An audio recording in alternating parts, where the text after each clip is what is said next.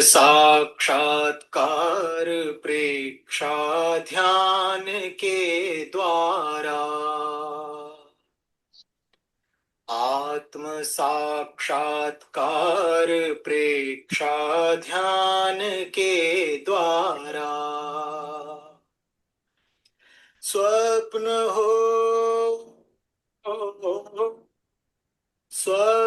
हो साकार इस अभियान के द्वारा, आत्म साक्षात्कार प्रेक्षा ध्यान के द्वारा,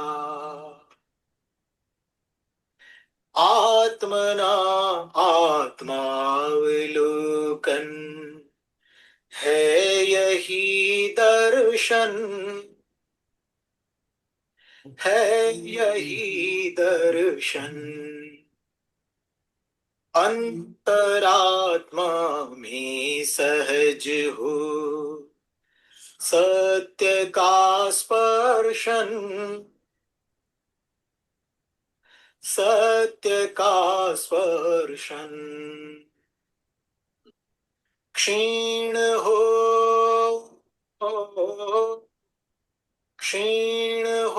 संस्कार अंतर ध्यान के द्वारा, आत्म साक्षात्कार प्रेक्षा ध्यान के द्वारा, अनुप्रेक्षा और लेशा ध्यान कायोत्सव, ध्यान कायोत्सव, श्वास प्रेक्षा से धरा पर उतर आए स्वर, उतर आए स्वर, हृदय हो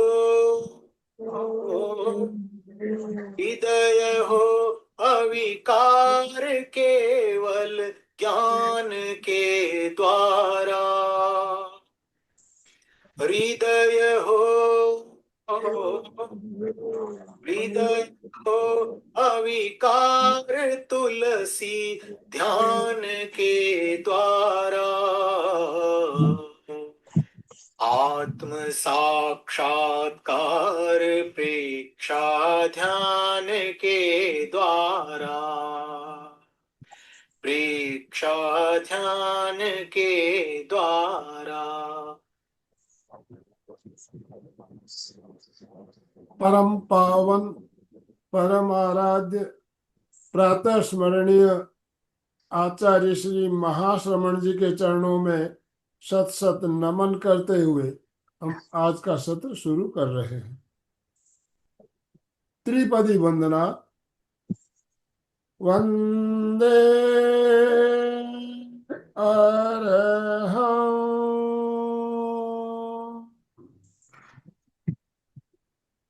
वंदे गुरुवरं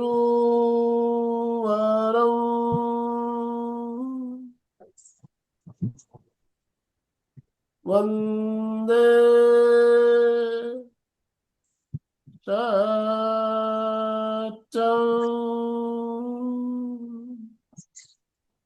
ओम अरहं। जय जिनेन्द्र बंधु और बहनों, आज शुक्रवार का दिन और जैसा कि आप सब जानते हैं शुक्रवार को हमारा बहुत ही एक शानदार क्रम चल रहा है। प्रेक्षा ध्यान से संबंधित एक बहुत ही बढ़िया बहुत ही सुंदर श्रृंखला चल रही है और कोलकाता से मंजू जी शिपानी हमारा बहुत शानदार मार्गदर्शन कर रही है। बहुत सी बातें हम जान रहे हैं, सीख रहे हैं और साथ में प्रैक्टिकल प्रयोग भी कर रहे हैं। निश्चित रूप से हमारे ज्ञान में अभिवृद्धि हो रही है। तो आज भी मंजू जी हमारे साथ जुड़ चुकी है। मैं ज़्यादा समय लेना नहीं चाहूँगा। आप सभी से निवेदन, अपने अपने वीडियो ऑन करेंगे और दोनों हाथ ऊपर करते हुए मंजू जी का स्वागत ओम और हम के साथ। मंजू जी आपका बहुत बहुत स्वागत, बहुत बहुत अभिनंदन। आप सभी सिंधु। को ओम अरहम। ओम और हम। वंदे अरहम, वंदे गुरुवरम, वंदे सच्चा। अनुप्रेक्षा का हमारा क्रम चल रहा है। जैसा कि हम सब जानते हैं, हमारा जीवन 7 तत्वों से बना है: शरीर, श्वास, प्राण, मन, भाव, कर्म और चेतना। ये मन बीच में है ना। अगर ऐसे देखें तो शरीर और आत्मा, और इसका विस्तार करते हैं तो 7 तत्व बनते हैं, और इन 7 तत्वों में बीच का है मन। अब मन बेचारा बीच का है, क्या करे। इधर शरीर की बात सुननी पड़ती है और इधर उसे आत्मा की भी बात सुननी पड़ती है, क्या करे। हमारे पास अगर ज्ञान का साधन है तो मन है ना। बाहर के जगत से इंद्रियां अपने विषयों को ग्रहण करती है, मन बेचारा उनको हमें बताता है, जानकारी देता है। भीतर से कर्मों के विपाक उठते हैं, उसका प्रभाव भी मन हमें बताता है। तो मन तो बेचारा फंस गया। और सारे दिन हम जब अध्यात्म साधना के में आगे बढ़ते हैं तो सारे दिन मन को गाली देते हैं, बेचारा मन पापी, मन पापी, मन पापी। मन पापी नहीं है, ये तो बेचारा नौकर है हमारा। हम जैसा ऑर्डर देंगे वैसा काम करेगा। आप जैसे बाहर के विषय ग्रहण करोगे वो हमें बताएगा। भीतर जैसे हमने कर्म किए हैं उनका विपाक आएगा, ये हमें बताएगा। ये केवल इंफॉर्मेशन देता है, ये करता कुछ भी नहीं है अपने मन से, बिल्कुल नहीं। मन के पास अपना मन नहीं है, ये मान के चलिए आप। तो ये जो मन है ये हमारा नौकर है और हमें इसे ट्रेन करना है ताकि ये अपनी मनमानी न करे। ये अभी ये मनमानी पे है, इसलिए हम इसके गुलाम हैं। लेकिन अगर हम इसे ट्रेंड कर दें और इस पे एक लगाम कस दें तो फिर ये इधर उधर नहीं जाएगा, हम जैसा चाहेंगे वैसा ही करेगा। आज हम वैज्ञानिक दृष्टिकोण जानते हैं। अनुप्रेक्षा यानी अनुचिंतन, विचार, और विचार यानी मन। तो वैज्ञानिक दृष्टि क्या कहती है? वैज्ञानिक दृष्टि कहती है, अगर हम अध्यात्म की बात करते हैं, हमने अनुप्रेक्षा को ध्यान की कैटेगरी में रखा है। क्योंकि हम अनेक विषयों से एक विषय पर आ जाते हैं। अगर इसका वैज्ञानिक इतिहास जानना चाहें तो हमें मनोविज्ञान को देखना होगा। विज्ञान तो केवल शरीर की रसायनों की बात करता है। क्यों का जवाब कम होता है विज्ञान के पास, कैसे का जवाब कम होता है। तो हम अगर मनोविज्ञान का अवलोकन करते हैं तो मनोविज्ञान के फादर जिसे कहते हैं फ्राइड, उन्होंने सबसे पहले मन का एक गहरा विश्लेषण किया और मन को 3 भागों में बांटा: चेतन मन, अवचेतन मन और अचेतन मन।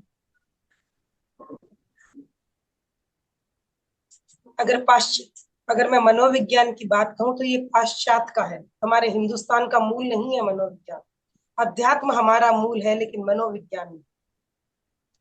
और जिन्होंने ये मनोविज्ञान की थ्योरीज दी है वो ईश्वर को मानने वाले, वो पुनर्जन्म की बात नहीं है। क्योंकि क्रिश्चियनिटी, इस्लाम, इन सब में पुनर्जन्म की बात नहीं है, ईश्वर की बात है। ईश्वर ने बनाया, ईश्वर ने ये, ईश्वर वो, ईश्वर हमें दंड देगा, ये सारी बातें हैं, लेकिन पुनर्जन्म की बात नहीं। इसलिए कर्म, संस्कार, ये बातें थोड़ी सी बहुत ज्यादा नहीं, इनको केवल इसी जन्म के लेवल पे ही डिस्क्राइब किया गया। तो जब फ्राइड ने ये 3 स्तर बताए, चेतन, अवचेतन और अचेतन, उन्होंने सबसे पहला प्रयोग किया बीमार लोगों, जो रोगी थे। उन्होंने क्या किया, उन रोगियों को हिप्नोटाइज किया। हिप्नोटाइज किया, फिर उनको जो बात पहुंचाना चाहते थे वो उन्होंने बात को उनके अब सबकॉन्शियस माइंड में डाल दिया। जैसे कि रोग को दूर करना था तो उन्होंने एक ही बात कही कि मैं निरोग हूं, मैं निरोग हूं, इसको बार बार। तो जब सम्मोहन से वो उसके काबू में आ गए रोगी, तो उन्होंने बार बार इस चीज को कहते हैं इम्प्लांट कर दिया उनके सबकॉन्शियस। और इस तरह से उन्होंने अनेक मानसिक रोगियों का इलाज किया। तो स्टार्टिंग हम देखें तो अनुप्रेक्षा हम कह सकते हैं कि यहाँ से शुरू हुई। अनुप्रेक्षा में भी तो हम यही करते हैं। आगे जब बढ़े तो उन्हीं के साथ काम करने वाले एक और थे मनोवैज्ञानिक युंग। युंग ने क्या किया, ऑटो सजेस्टोलॉजी, स्वतः सुझाव के द्वारा पहले अपने शरीर को शिथिल किया, या जिस पे भी प्रयोग करवाना था उससे करवाया, और उसके बाद उन्होंने भावनाओं को इम्प्लांट किया। जहां फ्रायड सम्मोहन के द्वारा, यानी उन्होंने अपने वश में करके उनको किया, वही युंग ने एक अलग एक्सपेरिमेंट किया और ऑटो सजेशन के द्वारा रोगियों का इलाज शुरू किया कि तुम अपने शरीर को शिथिल करो और खुद ही अपने आप को ही भावित करो, मैं स्वस्थ हूं, मैं स्वस्थ हूं, मैं स्वस्थ हूं। और उनका ये प्रयोग भी कामयाब रहा। और उसके बाद मनोविज्ञान के क्षेत्र में क्रांति आ गई। आज भी मानसिक रोगियों का इलाज इस तरह से किया जाता है। अगर मैं कहूं तो हम भी तो रोगी ही हैं, है ना। हमारे पास भी, अगर हमारे भाव नियंत्रण में नहीं है, हम अधिक क्रोध करते हैं, अधिक सोचते हैं, कहीं भी इम्बैलेंस है हमारे, तो वो रोगी तो है, मन का रोग है ना। और आज विज्ञान मानता है कि मन के रोग से ही शरीर पे रोग उतर रहे हैं। तो सोचिए कितनी बड़ी एक हमें चाबी मिल गई कि हमारे भावों से हमारे शरीर के रोगों का कनेक्शन है। ये बात आधुनिक विज्ञान कह रहा है, मेडिकल साइंस कह रही है। और आचार्य श्री महाप्रज्ञ जी ने शुरू से ही, उनका प्रेक्षय ध्यान का मूल आधार ही था भाव परिवर्तन, भाव नियंत्रण। क्योंकि हमारे जीवन का नियामक तत्व भाव है, न विचार है न प्रवृत्ति है, मूल में भाव। अगर हमें परिवर्तन लाना है अपने आप में, तो हमें अपने भावों को देखना होगा, क्योंकि भावों को बदलकर हम अपने कर्मों के आकर्षण को भी चेंज कर सकते हैं, कर्मों के उसको भी, स्वभाव को भी, और हम अपनी विचार और व्यवहार को भी बदल सकते हैं। ये बात विज्ञान कहता है। अध्यात्म में तो हमेशा से जप का, ध्यान का प्रयोग और भावना का प्रयोग चल रहा है अनादिकाल से। लेकिन आज का विज्ञान भी इस बात को मान लिया कि हमारे जो रोग, हमारे शरीर के जो परिवर्तन है, वो हमारे इमोशंस से प्रभावित होते हैं। हाँ, ये बात और है कि विज्ञान ये नहीं कहता कि इमोशंस आपके भीतर से हैं। मतलब इमोशंस पहले हैं, बाद में प्रवृत्ति है। वो इमोशंस के लिए भी कहीं ना कहीं बाहर के वातावरण को ही जिम्मेवार ठहराता है, चाहे बाहर की व्यक्ति है, वस्तु है, या वातावरण है। मैंने संवेदनों के लिए जो संवेदक पर है वो बाहर है। और यहाँ अध्यात्म में भेद है। अध्यात्म कहता है हमारे कर्मों के विपाक से हमारे संचित संस्कार हमारे भीतर भाव पैदा करते हैं। तो आज हम जब वैज्ञानिक बात कर रहे हैं, तो हम इस तथ्य पे पहुंच चुका है विज्ञान कि हमारे भाव हमारे शरीर को प्रभावित करते हैं। और यही अनुप्रेक्षा का मूल आधार है वैज्ञानिक। हम क्या करते हैं अनुप्रेक्षा में? हम भी तो अपने नकारात्मक भावों की जगह सकारात्मक भावों से अपने आप को पुष्ट करते हैं। मुझे क्रोध ज्यादा आता है, मैं क्या करूंगी? शांत शांत शांत, बार बार रिपीट करूंगी, रिपीट करूंगी। और रिपीटेशन का भी एक समय है। आप जब कभी जैसे तैसे बैठे हो, चारों तरफ शोर शराबा हो रहा है, आपका माइंड फोकस नहीं है, आप बार बार कह रहे हो शांत, ऐसा नहीं होगा। क्यों? क्योंकि अब तक आपका कॉन्शियस मन, चेतन मन जागृत है, और वो क्या करेगा? वो अभी डिस्टर्ब है, चारों तरफ भटक रहा है, उसकी शक्ति एक जगह फोकस नहीं है।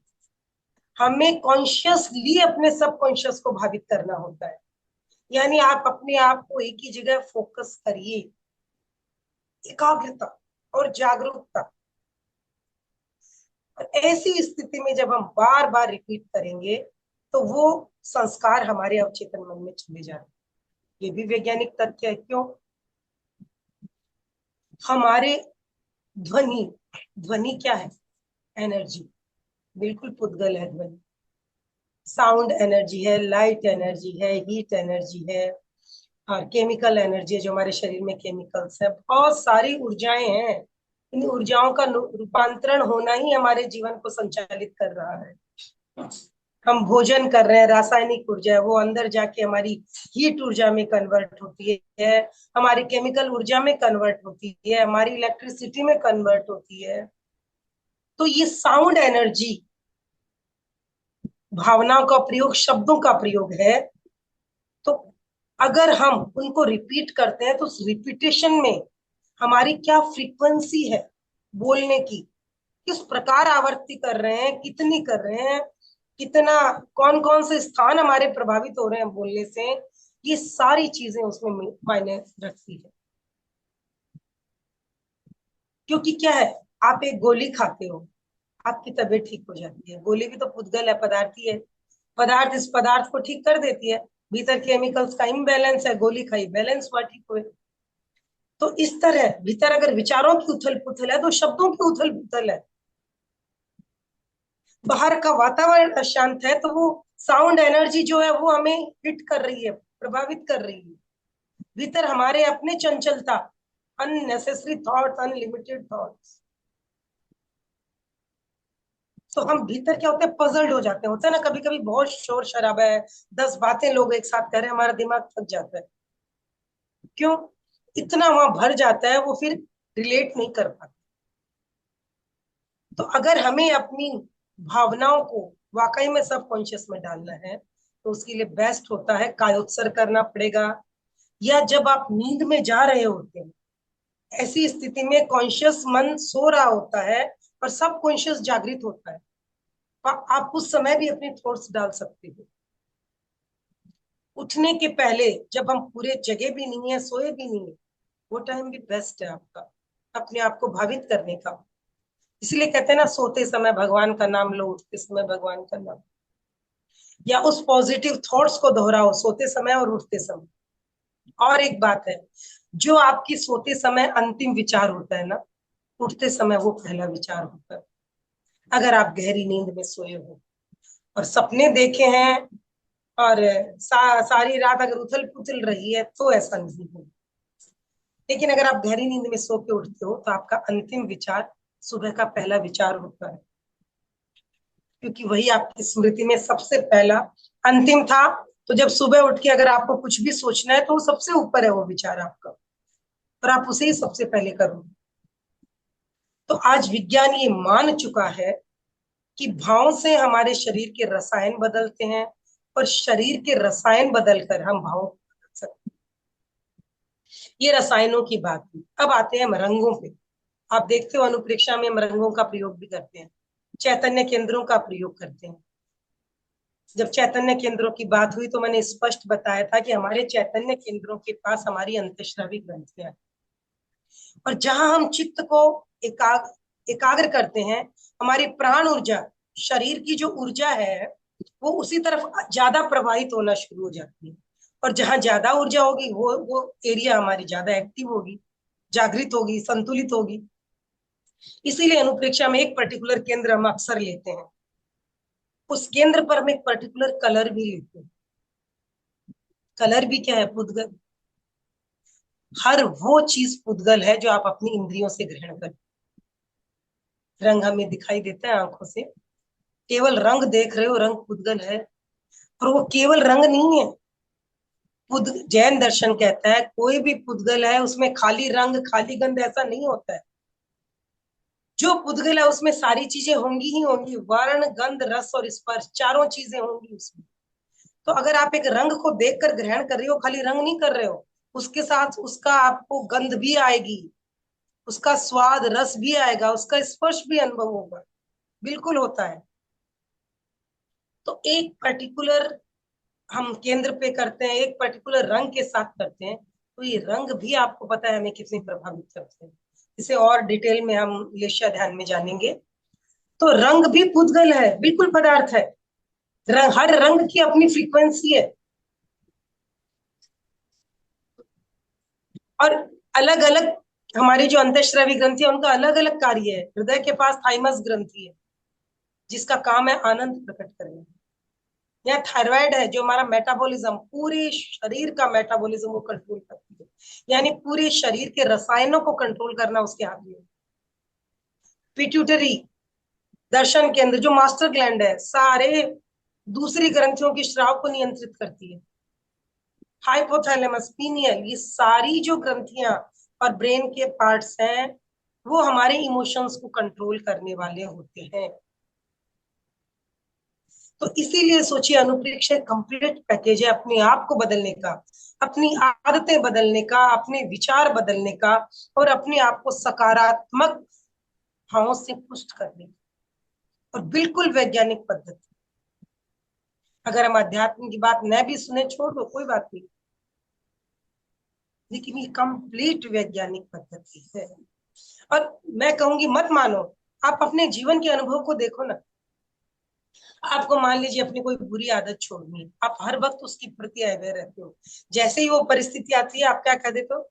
मान लो आपको खाने की चीज बहुत पसंद है लेकिन आपको नुकसान देती है, कोई भी, मान लीजिए आम है, किसी को आम सूट नहीं करते हैं, खाते ही पेट खराब हो जाता है, या आम की जो आम होती है ना उसकी प्रॉब्लम हो जाती है। अब आम इतना पसंद है, आपको देखोगे, देखते ही मन करेगा आम खाओ, नहीं खाना।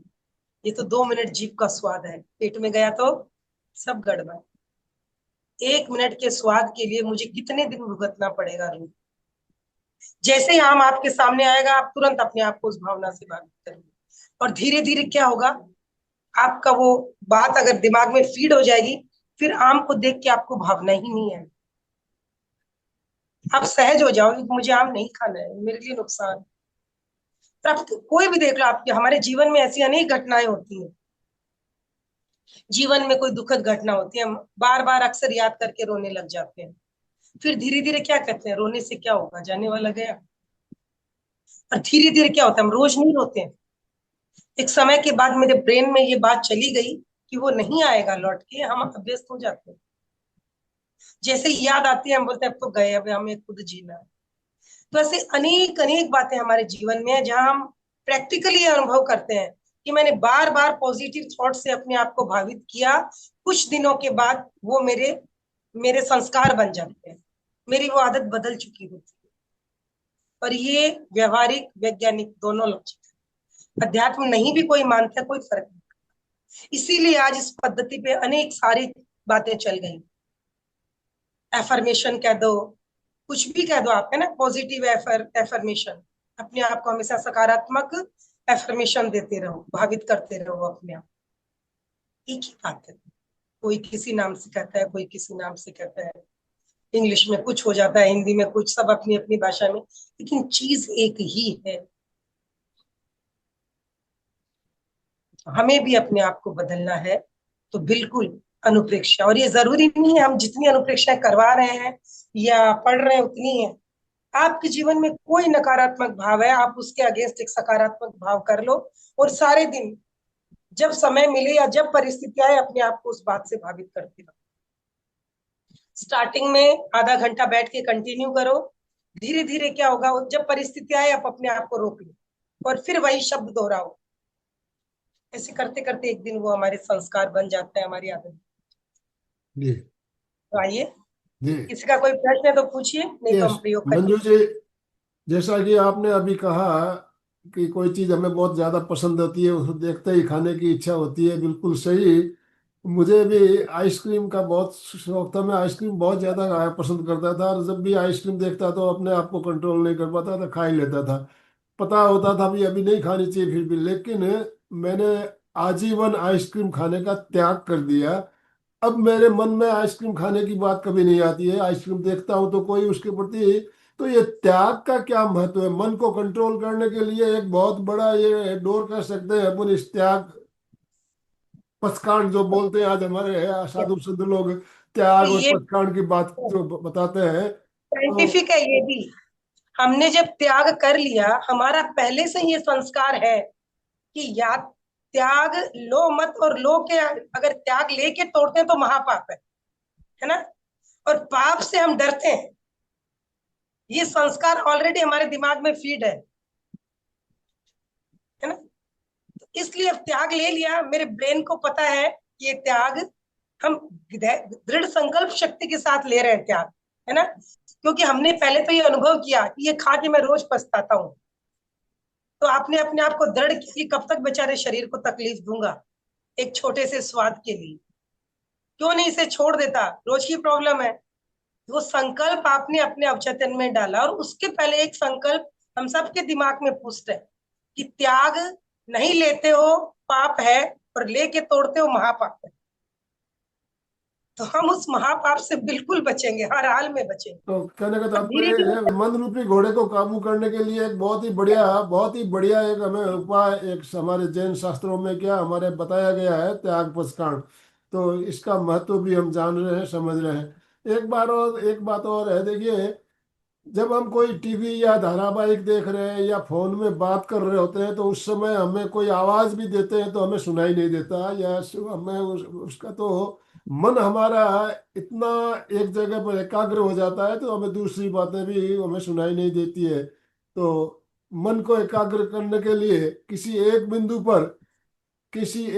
पर फोकस करना, ताकि हमारे एकाग्रता हमारे अंदर बढ़े। तो इस विषय में हमें थोड़ी सी बात करनी चाहिए। बिल्कुल। वही प्रश्न मंजू जी कि वहां पे होता है एकाग्र लेकिन ध्यान में नहीं होता है, इसका भी कारण बताइए। ये हमारी रुचि है ना, आपकी जहां रुचि होगी वहां एकाग्र हो गया, है ना। अब रुचि क्या है? रुचि तो हमारी इंद्रिय, इसलिए एकाग्रता मन को अनुशासित करने के लिए जो उपाय बताए गए हैं, मन को अगर अनुशासित करना है तो सबसे पहले शरीर को करना हो, है ना। शरीर के बाद हमारी बारी आती है श्वास को,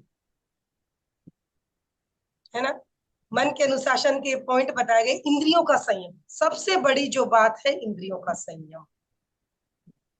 मन को बाहर से चंचल इंद्रियां ही करती। इसका मतलब ये नहीं कि आंख को फोड़ लें, आंख दिखेगी नहीं तो खेल खत्म है, या कानों में रुई डाल लें, नो। जो इंद्रियां बाहर दौड़ रही हैं उनके प्रवाह को भीतर मोड़, है ना। अब क्या है, इंद्रियों के विषय जो है वो तो बाहर रहेंगे। ये मत सोच लेना कि कई लोगों ने ऐसा भी किया, आंखें फोड़ ली या ऐसा कुछ नहीं। ऐसा करने से कुछ नहीं होगा, क्योंकि जैन दर्शन तो इंद्रियों को भी डिटेल में बता रहा है। द्रव्य इंद्रियां, भाव इंद्रियां। द्रव्य इंद्रियों को फोड़ लेने से क्या होगा? भाव इंद्रियां तो है ही भीतर, वो निरंतर आपको परेशान करेंगी, कुछ नहीं होगा उससे। इंद्रियों का संयम, यही त्याग प्रत्याख्यान है। क्या करते हैं हम त्याग? देखने का, सुनने का, बोलने का, खाने का, क्या है ये सब? यस, इंद्रिय संयम, ये सबसे बड़ी कुंजी है। और इंद्रिय संयम, इसके बाद शरीर को स्थिर रखना सीखें कुछ समय के लिए। शरीर की स्थिरता इंद्रियों की चंचलता को कम करती है। आप देखते हो 5 मिनट भी कायोत्सर्ग साधता है, आपको इंद्रियों के विषय याद नहीं आते होंगे। ऐसा करते हो ना, मैं तो डेली बोलते भी हूँ साथ में कि देखो मन शांत हो गया है, शरीर स्थिर है तो श्वास भी मंद हो गया है। शरीर स्थिर नहीं हो रहा है तो श्वास को मंद करो, है ना। असली खेल श्वास का है सारा। एक श्वास को पकड़ लोगे, सारा चीज मेरे हाथ में है। श्वास मंद लेना शुरू करोगे, इंद्रियों की चंचलता कम हो जाएगी। डायरेक्ट इंद्रियों को वश में करना आसान नहीं है, इसीलिए हम कहीं भी जाते हैं बोलते हैं त्याग करो, यानी इंद्रियों को ही संयम है। और क्या संयम है? खाने के त्याग, देखने के त्याग, सुनने के त्याग, पहनने के त्याग, और क्या त्याग दिलाते हैं? यही है ना। ठीक। तो जितनी जितनी ये इंद्रियों की, शरीर की चंचलता कम होगी, एकाग्रता बढ़ेगी। और डायरेक्ट न हो तो श्वास प्रेक्षा, प्राणायाम सबसे इजी तरीका, इसीलिए बेसिक प्रयोग है श्वास प्रेक्षा। कायोत्सर्ग, 5 मिनट बैठे हो, प्रण कर लो मैं 5 मिनट हिलूंगा नहीं, चाहे कुछ भी हो जाए। आराम तो हो ही जाएगा ना बैठने से सीधा।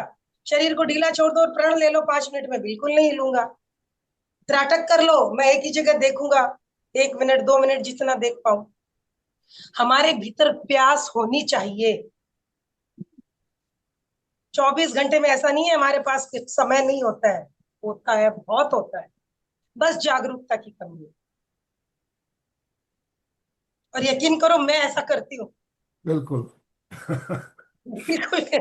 मैं तो कोई भी काम करूंगी ना, पहले 2 मिनट सोचूंगी इससे क्या हो रहा है, कैसे हो रहा है, इसे और बेहतर कैसे बनाना है, इसे और कैसे इजी करूं कि मेरे सर पे इसका ज्यादा बोझ न रहे। मतलब ये सारे दिन मेरे चलती रहती है उथल पुथल life, each and every moment. मैं अगर टीवी सीरियल भी देखती हूँ ना, उसमें से वास्तविकता ढूंढना चाहती हूँ कि इस इंसान ने ऐसा किया क्यों, इसके पीछे क्या लॉजिक है। अभी मैं एक जगह गई क्लास देने, ये थे ट्रैफिक पुलिस। अब वहां हमारे था नशा मुक्ति। तो मैंने डायरेक्ट कहा भाई नशा जरूरत है एक बूढ़े मतलब गरीब आदमी की, बेचारा 24 घंटे गधे की तरह खटता है, उसके पास बुद्धि नहीं है उतनी, वो जानता ही नहीं ध्यान क्या धर्म क्या है, भूखा पेट है उसका। तो एक शराब की बोतल उसे कम से कम एक रात तो शांति से सोने देती है, क्या करेगा वो नहीं पिएगा तो? इससे सस्ता और कोई इलाज है नहीं। हम गलत कहने के पहले सोचे कि कोई आदमी क्यों गलती कर रहा है। और एक बात यकीन करो, हम किसी को भी अगर कोई गलत कर रहा है ना, करुणा रखनी चाहिए, न कि क्रिटिसाइज। ये ठीक है मंजू जी, और गरीब आदमी कर रहे हैं ठीक है, लेकिन जो बड़े बड़े मकान वाले जो रहते हैं वो आदत आप की। क्या सोचते हो बड़ों को दुख नहीं है? है करोड़पति आदमी है, घर के बच्चों की शक्ल नहीं देखते हैं महीनों महीनों, घर आते हैं तो उनको खाना कौन खिलाता है? नौकर। क्या करेंगे बेचारे? जीवन में सबसे बड़ी जरूरत है प्यार स्नेह की, और जिसके पास वो नहीं है, कोई कोई पेट की भूख से परेशान है, कोई दिमाग की उथल पुथल से परेशान है, अगर प्रेम नहीं है तो इंसान को चाहिएगी शराब, क्योंकि वो अपने आप को भूलना चाहता है उस वक्त के लिए। उसे जो उस वक्त पीस मिलता है, शांति मिलती है, और कहीं नहीं है वो। पर हर किसी के वश का थोड़ी है ध्यान करना। जो आदमी ध्यान करने लगेगा उसके जीवन में उथल पुथल आएगी नहीं, वो प्रेम चाहेगा नहीं, प्रेम मांगने से नहीं मिलता है, वो तो लुटाना है आपको सबको। आप एक मशीन की तरह जी रहे हो, आप क्या करोगे? एक मशीन में तेल ही डलेगा, पेट्रोल ही डलेगा, प्रेम नहीं। बहुत मशीन ही ही तो बढ़िया, बहुत ही बढ़िया चलती बात है। आपने बताई। ध्यान, ध्यान जो है ये भी एक तरह का मैं कहूँ नशा ही है। ये भी एक ऐसा नशा है, जब आप ध्यान करने लग जाओगे तो आप जिस दिन आपका ध्यान नहीं होगा आप छटपटाएंगे, छटपटाहट होने लगेगी, ध्यान आज मेरा छूट गया, ध्यान छूट गया। तो नशा करना है तो ये नशा करना चाहिए हमें, पर इस नशे से हमें मुक्ति मिलेगी। तो बिल्कुल कांता जी कुछ कहना चाहती है, यस। हाँ, जय जिनेन्द्र मंजू जी। जैसे पहले तो आपने बोला कि नशा होना चाहिए, मुझे भी जैसे गुरुदेव का भी नशा है कि गुरुदेव के कब जाऊं, कब दर्शन करूं, कहाँ उनकी सन्निधि में बैठूं, ये नशा है। दूसरा आपका नशा है मंजू जी की क्लास मिस बिल्कुल ना करूं। और एक रेणु जी का भी मुझे है, उनकी भी क्लास मिस नहीं करूं, लेकिन रेणु जी की तो हो जाती है, कभी कभी रिकॉर्डिंग सुनती हूँ मैं। और जैसे आपने पहले बोला था कि मन नौकर है, बेचारा शरीर की भी बात मानना पड़ता है और आत्मा की भी बात माननी पड़ती है, ये बात है। लेकिन फीलिंग्स तो जैसे भावों में आते हैं पहले, है ना? यस, पहले भावी होते हैं। बराबर, भावी होते हैं, तो उसको हम लोग कैसे, मतलब शुभ भाव आए हमारे, उसके लिए हम लोग क्या प्रयत्न करें? देखिए, भाव कर्मों के विपाक से आता है, और मोहनीय कर्म का विपाक है भाव। भाव यानी राग द्वेष क्रोध मान माया लोभ ईर्ष्या आसक्ति, ये सारे क्या है? भावी हैं सारे। और ये मोहनीय कर्म का विपाक है। कर्म आप बांध चुके हो पास्ट में, है ना? वो आपका पास्ट है, उसको बदल सकते हो, मिटा नहीं सकते हो। मोहनीय कर्म का उपशम होता है ना, लेकिन फिर वो आएगा तो आएगा ही। जो किया हुआ भरना ही पड़ेगा। एक मोहनीय कर्म है जिसको थोड़े समय आप दबा सकते हो, लेकिन वो आएगा तो जरूर ही आएगा, है ना? मोहनीय कर्म से भाव होते हैं, भावों से विचार, विचार से व्यवहार। लेकिन मोहनीय कर्म प्रकट कब होगा? कोई भी कर्म प्रकट होने के लिए बाहर का द्रव्य क्षेत्र काल भाव चाहिए। इसको बदलना मेरे हाथ में है या नहीं? आप ध्यान करके बैठ जाओ, अब कितना ही बुरा मोहनीय कर्म आए आपका, आपने संकल्प लिया मैं ज्ञाता दृष्टा भाव में रहूंगा, वो कर्म आएगा, आत्म प्रदेश भोगेंगे, चला जाएगा, शरीर पे प्रकट नहीं होगा। लेकिन निकाचित कर्म आएगा तो वो तो होगा ही होगा ना। तो होगा, तब जब किया था तब सोचना था ना। जब पेड़ लगाया था नीम का, अब आपको आम खाने हैं, अब कहाँ से आएंगे? इसलिए हम कोशिश करें कि हम अपने बाहर के वातावरण को, इसीलिए बाहर सत्संग का महत्व है, उपदेश का महत्व है, प्रवचन का महत्व है, कि बाहर को बदलना मेरे हाथ में है। कर्म तो कर ही चुकी हूँ, अब क्या करूं उसका? अगर धोने से मिट जाता तो धो लेती, प्रभु स्मरण से मिटेगा, उससे धो, नहीं, है वो ना? तो भाव, त्याग करने से मिटेगा ना, त्याग, त्याग की भाव होगी भाव तो। शुद्धि ही अध्यात्म है और कुछ नहीं। भाव हर वक्त शुद्ध रखना मेरे हाथ में है, अगर रख सकूं तो। उसमें न रुपए लगते हैं, न पैसे लगते हैं, न किसी की हेल्प चाहिए, है ना? और इसीलिए प्रेक्षय ध्यान का मूल आधार ही है भाव परिवर्तन, भाव नियंत्रण। सारा खेल वहीं से शुरू है, और उसका आधार बनता है कायोत्सर्ग और श्वास परीक्षा। अपने आप को तैयार करो इन दो प्रयोगों के द्वारा, कि हम वहां तक पहुंच पाए कि भावों को अपने हाथ में पकड़ लें। सीधा थोड़ी, रोज सोचते हैं गुस्सा नहीं करेंगे और रोज करते हैं और फिर वही खेल, है ना। रोज सोचते हैं खाने पे संयम करूंगी, रात खाने का त्याग करूंगी, शाम हुई नहीं भाई आज तो कौन कर आपस सोचा, चौमासा लगने दो, चौमासा आया अब ठीक है, पीवीआर रख लेते हैं, दूध खुला रख लेते हैं, चलती है ये सारी बातें सबके जीवन, है ना। तो भावों पे नियंत्रण बहुत जरूरी है। ऐसा नहीं है नहीं चलता है। साधु संत तो बिल्कुल भी चौविहार में ही रहते हैं जीवन पर्यंत, क्या वो बीमार नहीं होते हैं? क्या उन्हें भूख नहीं लगती होगी कभी? शरीर तो उनका भी है, सिर्फ संकल्प शक्ति दृढ़ है। जी। उनके और हमारे शरीर में कोई फर्क नहीं है, बिल्कुल भी नहीं है। जितना वो कर सकते हैं हम सब कर सकते हैं, केवल संकल्प शक्ति की कमी है ना। ओम चलिए, अरहम। आज हम सहिष्णुता का ही प्रयोग करेंगे, क्योंकि सहिष्णुता वो क्वालिटी है, अगर वो हम में आए तो हमें सारे गुण ऑटोमेटिक चले आएंगे, लाने नहीं पड़ेंगे। तो आज हम सहिष्णुता की अनुप्रेक्षा करते हैं, ठीक है ना। और सबको अपने जीवन को देखना है, कहाँ आप नहीं सह पाते और आपको भुगतना पड़ता है। कहीं सहना अच्छा है, कहीं कहीं खराब भी है सहना, है ना। कहीं कहीं खराब सहते हैं तो कैसे लोग है जैसे? दबाते ही चले जाते हैं, लेकिन वो अच्छा। बहुत कम अवसर होते हैं। 100 में से मैं कहूंगी 90% सहना ही उचित होता है,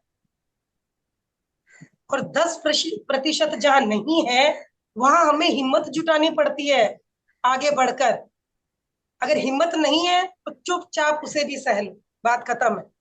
रोना धोना नहीं, जितना रोना धोना उतना कमजोर होना है। जी। चलिए, उतना कर्म बंधन भी। ओम धर्म अरहम। बंधन जो कमजोर होंगे ये जीवन ही खराब हो जाएगा। छोड़ो परलोक की बात। मतलब रोना धोना मतलब रौद्र ध्यान आत्र ध्यान हो गया फिर। और हम कमजोर हो जाते हैं ना, रोएंगे कब? जब कमजोर हो रहे हैं, वरना रोना क्या, हो गया हो गया, बात खत्म हुई। यही मानो जो सहता है वही रहता है। चलिए, अपने आसन और मुद्रा का चुनाव।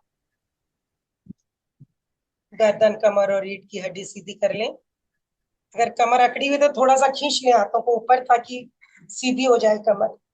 खींच लें ऊपर, थोड़ा मूव भी कर लें इस तरह से, क्योंकि इतनी देर से बैठे हुए हो। चलिए, अब अपने शरीर को बिल्कुल आरामदायक स्थिति में ले आए, कि ये कम से कम 20 मिनट आपका सहयोग करे स्थिरता में। अपने शरीर को बड़े प्यार से बोलिए, भाई अब तुझे आराम दे रहा हूँ, एकदम रिलैक्स, तेरी भलाई की ही सोच रहा हूँ, तेरी शक्ति बढ़ाने की बात कर रहा हूँ, इसलिए रिलैक्स।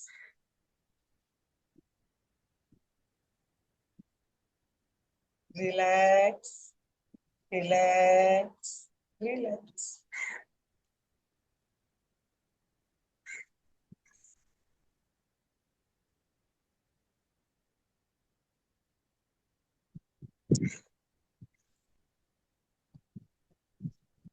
मस्तिष्क को जागरूक करने के लिए महाप्राण ध्वनि। चित्त को ललाट पर केंद्रित रखेंगे, भरे श्वास।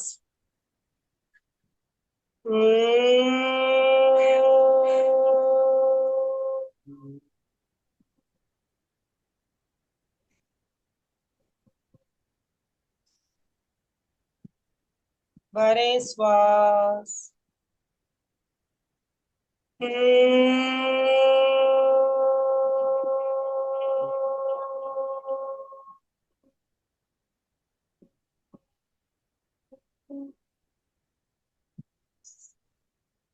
भरे श्वास।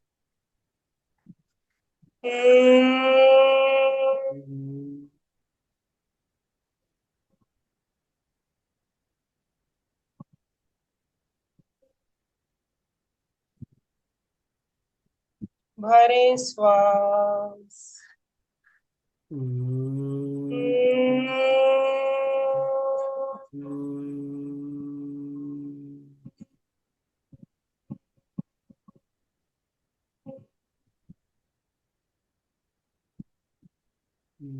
भरे श्वास।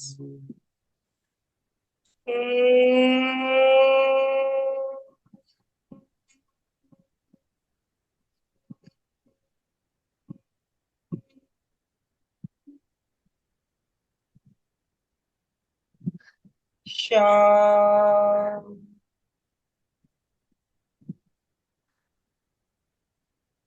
कायोत्सर्ग, शरीर को स्थिर शिथिल और तनाव मुक्त कर शरीर की पकड़ को छोड़ दें। सारी मांसपेशियों को ढीला छोड़। Relax, relax, relax.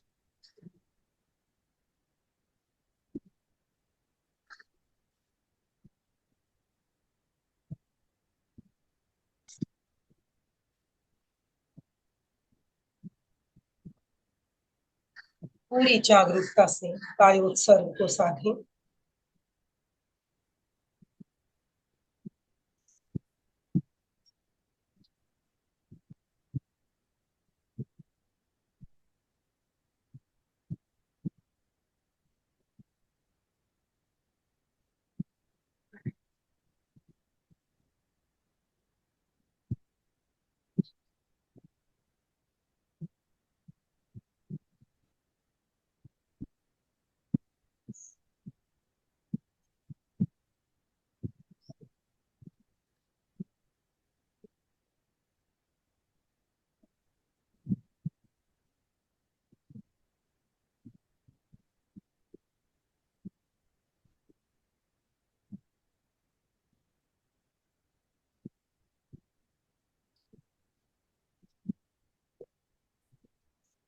कल्पना करें चारों ओर चमकते हुए नीले रंग का प्रकाश फैला हुआ है।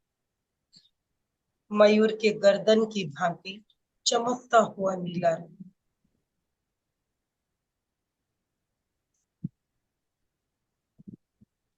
अपनी कल्पना को और गहरा करें और नीले रंग को देखें। चारों ओर नीला प्रकाश फैला हुआ है।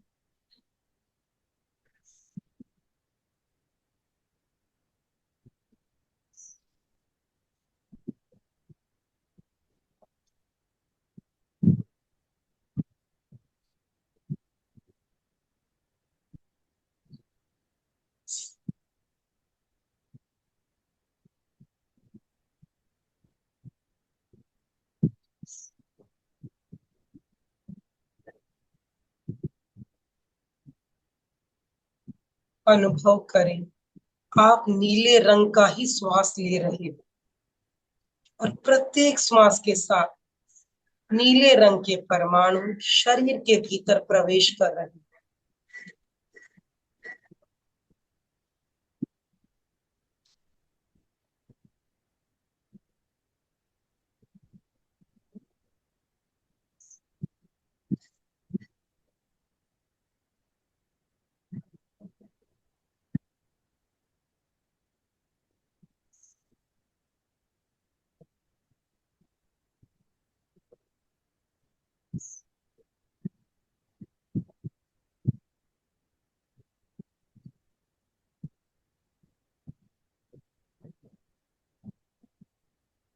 चित्त को कंठ के मध्य भाग विशुद्धि केंद्र पर केंद्रित करें और वहां चमकते हुए नीले रंग का ही ध्यान करें।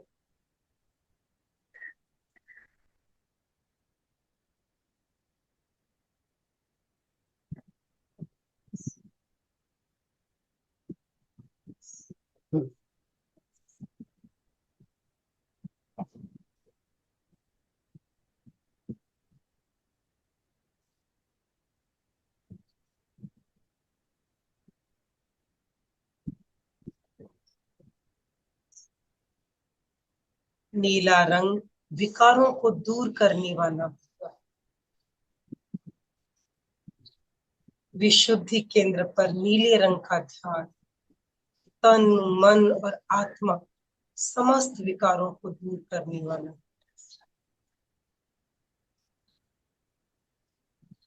अनुभव करें आपके भी विकार दूर हो रहे हैं।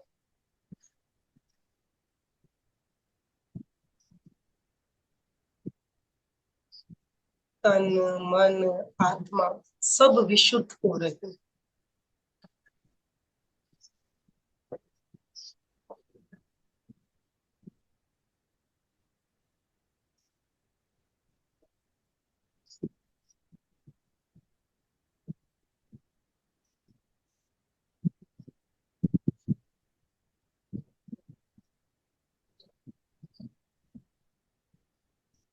शरीर के भीतर बाहर नीले रंग का साक्षात्कार करें।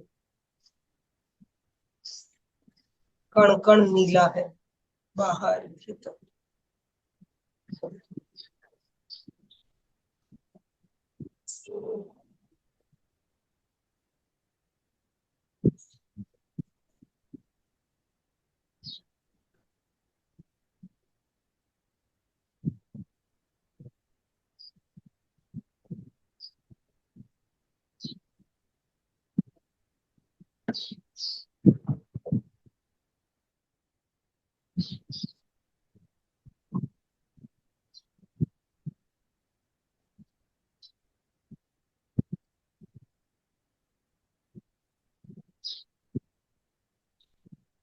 चित्त को ज्योति केंद्र पर केंद्रित करें। ललाट का मध्य भाग ज्योति केंद्र।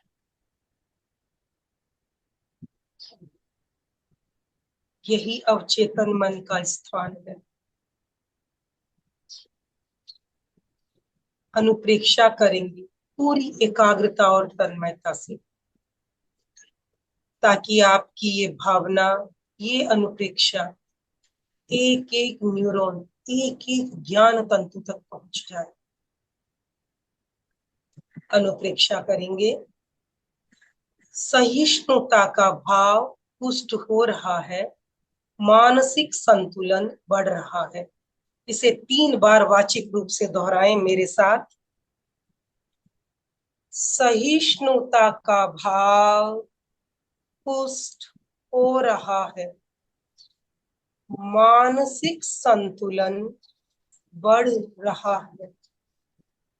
सहिष्णुता का भाव पुष्ट हो रहा है, मानसिक संतुलन बढ़ रहा है। सहिष्णुता का भाव पुष्ट हो रहा है, मानसिक संतुलन बढ़ रहा है। इसी शब्दावली का मानसिक जप करें 9 बार। श्वास लेते हुए सहिष्णुता का भाव पुष्ट हो रहा है, श्वास छोड़ते हुए मानसिक संतुलन बढ़ रहा है। एक एक अक्षर को देखते हुए, साक्षात्कार करते हुए जप करें मानसिक।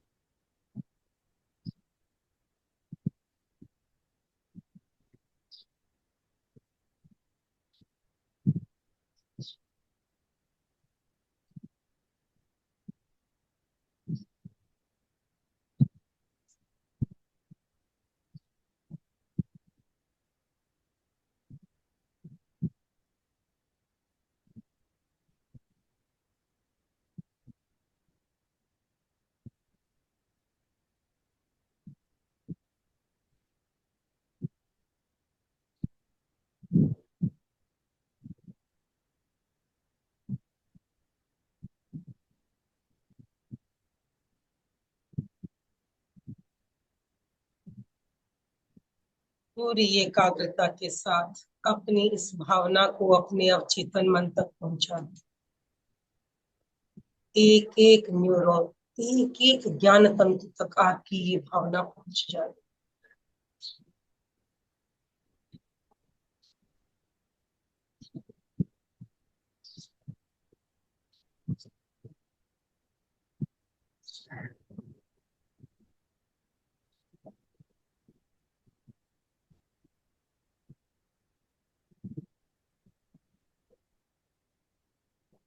अनुचिंतन करेंगे।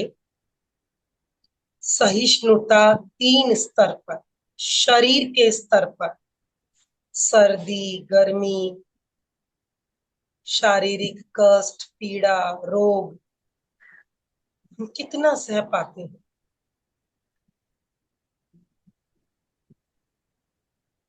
सर्दी गर्मी स्वाभाविक है,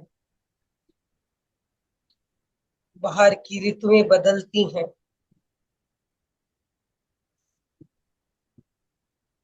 अगर नहीं सह पाते हैं तो हमें ऊपरी साधनों का आदी होना होता है, उनका गुलाम बनना पड़ता है। जितना जितना भौतिक पदार्थों का उपयोग उतना शरीर कमजोर होता है। आप अपने स्तर पर देखें, शारीरिक संवेदन से आप कितना प्रभावित होते हो।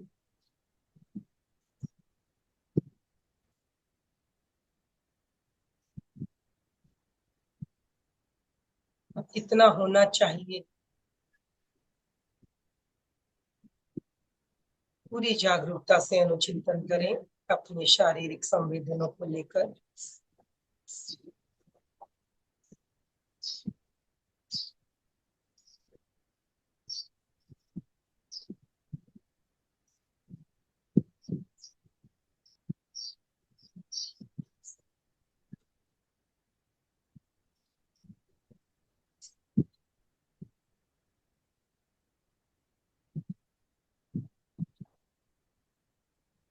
अब मानसिक स्तर पर सोचेंगे।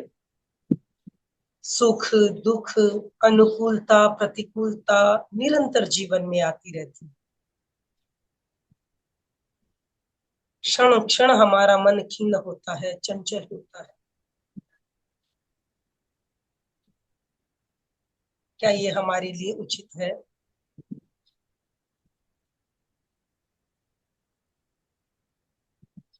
अगर उचित नहीं है तो हमें मानसिक सहिष्णुता को बढ़ाना होगा। बाहर के वातावरण को या अन्य व्यक्ति को बदलना हमारे हाथ में नहीं। हम अगर बदल सकते हैं तो अपने आप को। जीवन में सुख शांति चाहते हैं तो मानसिक संवेदनों से अप्रभावित रहना सीखना ही होगा।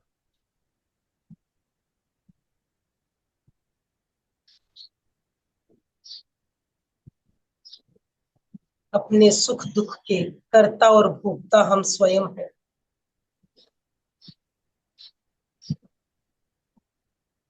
मानसिक संवेदनों से हमें बचना होगा या सहना होगा।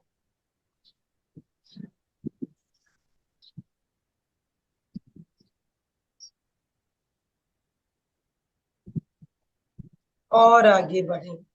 भावनात्मक संवेदन, विरोधी स्वभाव, विरोधी रुचि, विरोधी विचार, कितना हम अधिक प्रभावित होते हैं दूसरों से।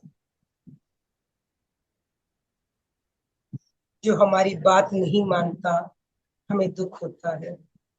कोई हमारे अनुरूप नहीं चलता, हमें दुख होता है। दूसरे की पसंद नापसंद हमें दुखी करती है, तो सुख कहाँ? निरंतर अगर हम दूसरे संवेदनों से प्रभावित होते रहेंगे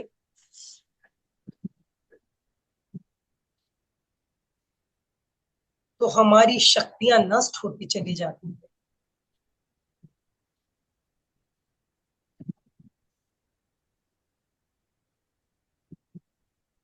और अगर शक्तियां नष्ट होती हैं तो जीवन में सफलता मिलना मुश्किल है, सुख और शांति मिलनी मुश्किल है।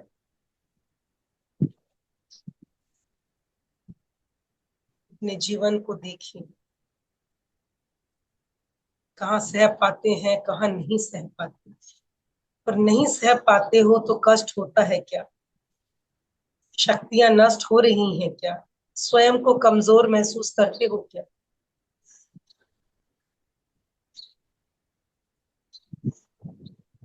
क्योंकि बदलना हमें स्वयं है, किसी और को बदलना हमारे वश में नहीं।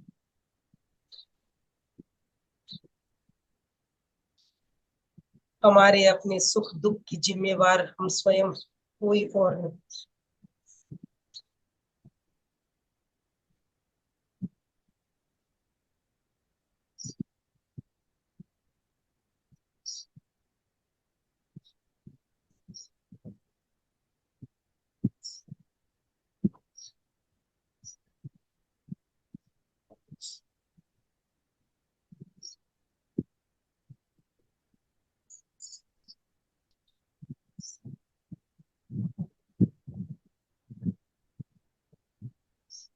अनुचिंतन करते करते अनुभव के स्तर पर आए।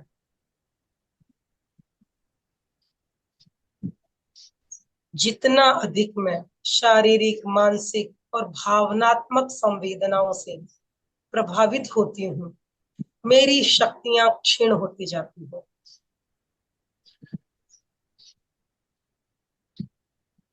जीवन में सफलता के लिए शक्तियां अपेक्षित है, और शक्ति की सुरक्षा के लिए मैं सहिष्णुता का विकास करूं, ऐसा मेरा दृढ़ संकल्प है।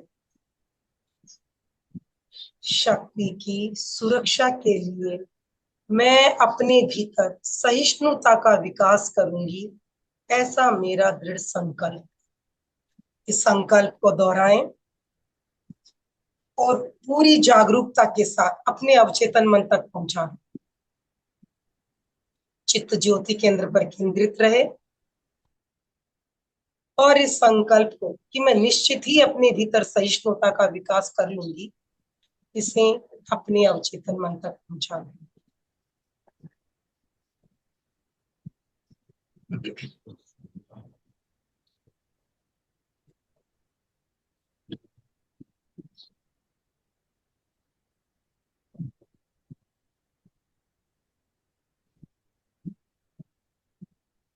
महाप्राण ध्वनि के साथ प्रयोग को संपन्न करेंगे 3 बार। भरें श्वास।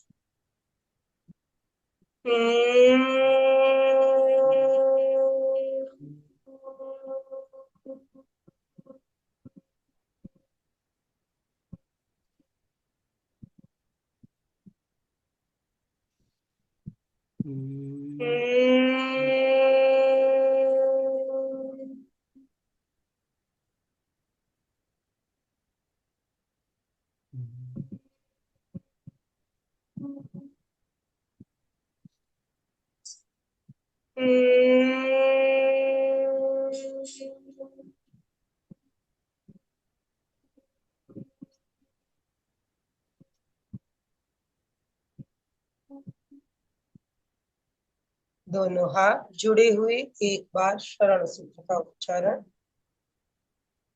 अर्हन्ते शरणं पवज्जामि, सिद्धे शरणं पवज्जामि, साहू शरणं पवज्जामि, केवलीपणतं धम्मं शरणं पवज्जामि।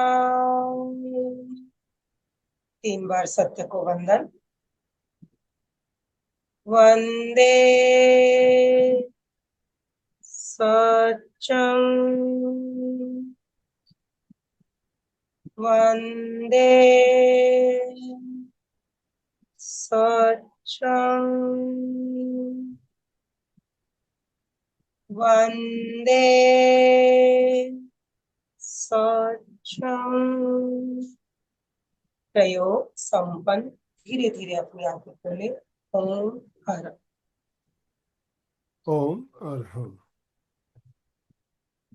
2 मिनट का समय है हमारे पास। आप अपने अनुभव कुछ साझा करना चाहेंगे तो आप हैंड राइज कर सकते हो। यस, अशोक जी अनम्यूट कीजिए अपने आप को। जय जिनेन्द्र। आज बात चली जैसे संकल्प शक्ति की, त्याग की। तो जैसे अपन कलकत्ता की बाजार में जा रहे हैं और रसगुल्ला दिख गया तो सीधा मन करेगा कि अपने खा लेते, लेकिन फिर त्याग होता है तो एक क्षण में आता है कि नहीं मेरे त्याग है। और दूसरा एक भाव जगे कि कोई भी अपनी मनपसंद चीज अपने सामने आई अपन बोले कि नहीं आज मेरे को नहीं खाना, मेरे को त्याग है, तो वो और भी एक उत्तम भाव हो गया। और एक इसी भाव के ऊपर एक राकेश मुनि का गीत बहुत ही प्यारा है, उसका संगान करो। Yes. मन में समता तू धर ले, मन में समता तू धर ले, आत्मज्ञान रो दीप जला, भव सागर तू तर ले, मन में समता तू धर ले। मन रे भावासु ही जग में हार जीत मिलेला, नाविक मन स्यू ही डूबेला, नाव और तिरेला, मन रे घोड़े री सारी, मन रे घोड़े री सारी, चंचलता तू हर ले, मन में समता तू धर ले। ओम। ओम अरहम। बहुत ही सुंदर पंक्तियां आपने सुनाई। बंधुओं और बहनों, समता की साधना का समय सामने आ रहा है। चातुर्मास का समय होता है, हमें ज्यादा से ज्यादा साधना के पथ पर आगे बढ़ना है। तो वैसे तो हम साधु हम सब ध्यान करते ही हैं, लेकिन अब हमारा संकल्प होना चाहिए कि कोई दिन हमारा साधना का क्रम नहीं छूटना चाहिए। 4 महीना चातुर्मास में हमारा सुबह का जो ध्यान चल रहा है 5:30 बजे डीप मेडिटेशन, उसमें काफी भाई बहन जुड़ भी रहे हैं। जो नहीं जुड़ रहे हैं उनको प्रेरणा देके जोड़ना है। चातुर्मास में ज्यादा से ज्यादा साधना हमारा क्रम चले।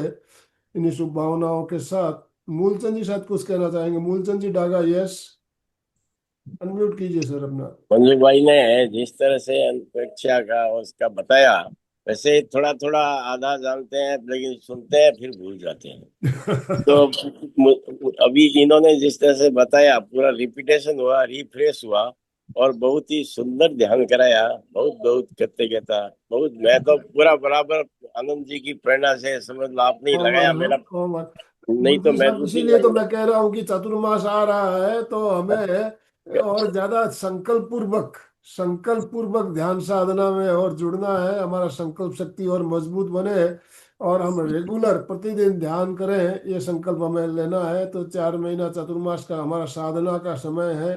ध्यान साधना उत्तम साधना बताई गई, और मोक्ष का जो के लिए जो हमें साधन बताए गए उसमें ध्यान बहुत ही उत्तम, बहुत ही उत्तम। बेले तेले की तपस्या करने से जितना लाभ होता है, हमारे कुछ मिनटों का ध्यान करने से भी उससे ज्यादा लाभ हो सकता है, ये है गुरुदेव फरमाते हैं। तो ध्यान से ज्यादा जुड़ना है हमें। और प्रेक्षा ध्यान हमें एक वरदान के रूप में मिला है, वरदान के रूप में मिला है। इसका जितना फायदा हम उठाए उतना ही कम है। तो समापन की ओर चले मंजू जी। दोनों हाथ जोड़ते हुए, रीढ़ की हड्डी गर्दन सीधी रखते हुए, आंखों को बिना दबाव दिए कोमलता से बंद रखते हुए मेरे साथ साथ सभी मानसिक उच्चारण करें। मैं चैतन्यमय हूँ, मैं आनंदमय हूँ, मैं शक्तिमय हूँ। मेरे भीतर अनंत चैतन्य का, अनंत आनंद का, अनंत शक्ति का सागर लहरा रहा है। इसका साक्षात्कार करना ही मेरे जीवन का परम लक्ष्य है। हमारा आज का दिन मंगलमय हो, आनंदमय हो, शांतिमय हो। इन्हीं शुभ भावनाओं के साथ ओम शांति शांति शांति। कृतज्ञोस्मि, हम सब गुरुदेव के आभारी हैं। कृतज्ञोस्मि, हम सब गुरुदेव के आभारी हैं। कृतज्ञोस्मि, हम सब गुरुदेव के आभारी हैं। ओम अरहम। अशोक जी, स्लोगन। जय जिनेन्द्र। हमें अपने भाव जगाने हैं। समता का भाव पुष्ट हो रहा है, क्रोध का भाव क्षीण हो रहा है। इन्हीं शुभ भावनाओं के साथ सभी साधक साधिका एक साथ में उच्चारण करेंगे। फिटनेस का डोज, 1 घंटा हर रोज, फिटनेस का डोज, 1 घंटा हर रोज। फिटनेस का डोज एक घंटा हर रोज।